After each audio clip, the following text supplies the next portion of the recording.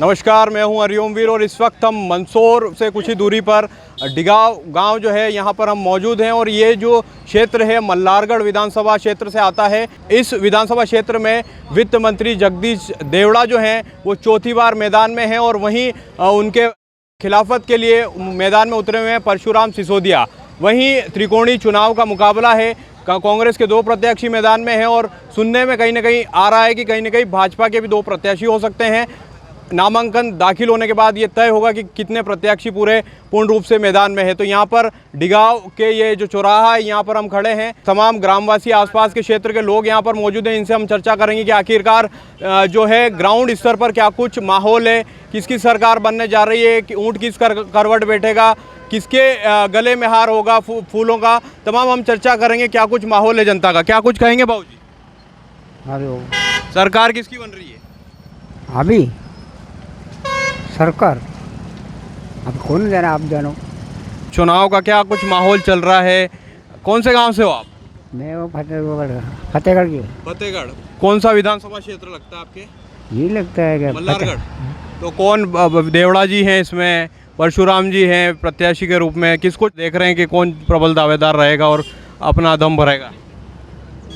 ये भगवान जाने, हमने कुछ कहना नहीं चाहते हैं। आप क्या कहेंगे बाबूजी? आप क्या कहेंगे, कौन सरकार बना रहा है इस बार, ये क्या कौन रहेगा? तो अब कुछ कह नहीं सकते, सरकार किसकी बने ये तो आदमी के ऊपर है। अच्छा, अपना अपने हिसाब से, करियर के हिसाब से हो सकता है। मंत्री चौथी बार इस बार मैदान में है, परशुराम जी है। वित्त मंत्री भी अच्छे आदमी है, वो भी अच्छे। क्या लग रहा है? हो सकता है वो भी आ सकते हैं। हो सकता है, हाँ। मतलब कहीं ना कहीं खुल के बताने से बच रहे हैं। आप क्या कहेंगे बाबूजी? देवड़ा जी जीत रहे हैं। क्या कारण कहेंगे कि देवड़ा जी चौथी बार मैदान में, उनको मौका देने की कोशिश? फिर भी जीतेंगे। फिर भी जीतेंगे? हाँ, फिर भी जीतेंगे। परशुराम से क्या नाराज? नहीं, नाराजगी नहीं किसी से, पर देवड़ा जी बीजेपी बहुत अच्छी है। अच्छा, प्रदेश स्तर की बात करें, देश स्तर की, प्रदेश स्तर की, पानी जल दुनिया भर का काम देखो, बीजेपी भाजपा ही आ रही। अच्छा, चेहरा किसको मान रहे हैं आप? चेहरा देवड़ा जी। नहीं, प्रदेश सीएम का? सीएम तो शिवराज जी। प्रत्याशी परशुराम सिसोदिया के ये समर्थक है, क्या कहेंगे? मैं कट्टर बीजेपी आदमी हूँ। मैं आज कांग्रेस में आया हूँ। अच्छा, और मैं बीजेपी से खुश नहीं हूँ। आज नामांकन रैली है, क्या कहेंगे? नामांकन रैली बड़ी धूमधाम से नामांकन रैली कराएंगे और आज हजारों की तादाद में हम परशुराम जी का नामांकन मल्हारगढ़ विधानसभा में करेंगे। इसके अलावा उनको हम जीत की अग्रिम बधाई देते हैं, क्योंकि इस बार देवड़ा जी की विदाई थे। किस हद तक जीत देख रहे हैं आप? इस बार जनता में भारी आक्रोश है जगदीश देवड़ा के खिलाफ, और कहीं न कहीं परशुराम को इस क्षेत्र में हम लोग जिता के भेजेंगे भोपाल विधानसभा में, क्योंकि परशुराम ही एक ऐसा नेता है इस क्षेत्र में जो ताकि इस क्षेत्र का विकास कर सकता है। सिर्फ जगदीश देवड़ा ने सिर्फ माफियाओं को आगे बढ़ाया है, कभी किसानों के हित में काम नहीं किया उन्होंने। भैया क्या कहेंगे, किसकी बन रही है सरकार?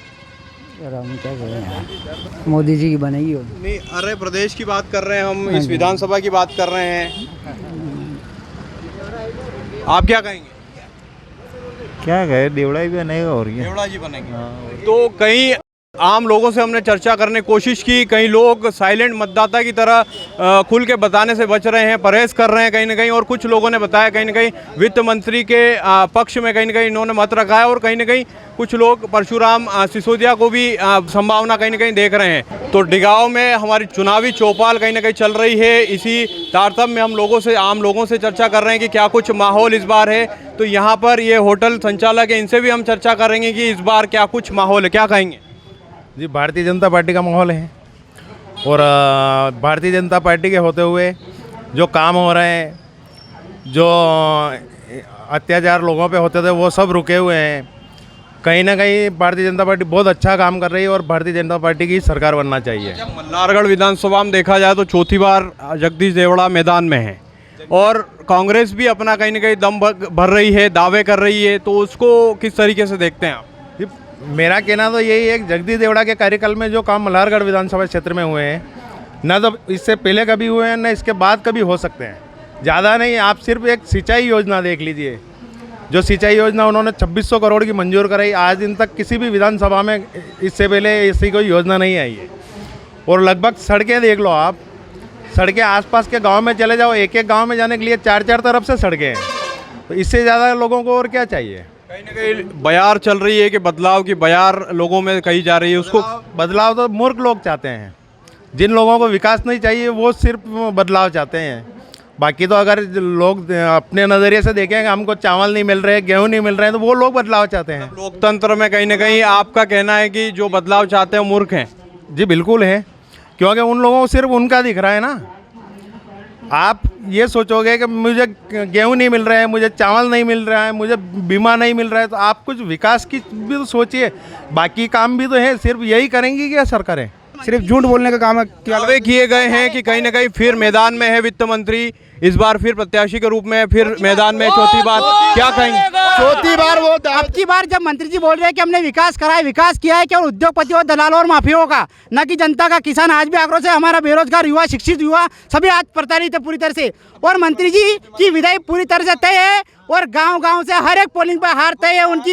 ये देवड़ा जी अच्छी तरह से जान ले। और उनके जीत दर्ज कर रहे हैं इस बार कितने मतों की? हम कांग्रेस जीत दर्ज करेगी, अब की बार 15,000 से ऊपर जीत दर्ज करेगी मल्हारगढ़ में। तो ये कहीं ना कहीं 15,000 से ज्यादा का अनुमान लगा रहे हैं, दावा कर रहे हैं, लेकिन चुनाव परिणाम तय करेंगे कि ऊंट किस करवट बैठेगा, ये तो चुनाव परिणाम ही तय करेंगे। हम और लोगों से चर्चा करेंगे और प्रत्याशियों से चर्चा करेंगे, आम जन का मानस टटोलने की कोशिश करेंगे। आप देख रहे हैं बेबाक हिंदुस्तान। बीजेपी बन रही है, बिल्कुल है।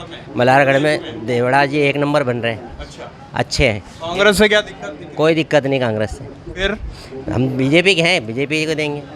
कहीं ना कहीं पलड़ा देखा जाए तो भाजपा का यहाँ जो हम आम लोगों से इस चौराहे पर चर्चा की तो कहीं ना कहीं भारी दिख रहा है, तो और लोगों से चर्चा करेंगे। यहाँ की हालांकि एक चौराहे के और कुछ लोगों से चर्चा करने पर जनमानस पूरा टटोलने के बाद कहीं ना कहीं निष्कर्ष नहीं निकल पाता है, लेकिन और लोगों से चर्चा करेंगे क्या कुछ माहौल है, कौन भारी होगा, और ये तो चुनाव परिणाम तय करेंगे। लेकिन जनमानस टटोल कर आपके सामने एक तस्वीर पेश करने की हमारी कोशिश।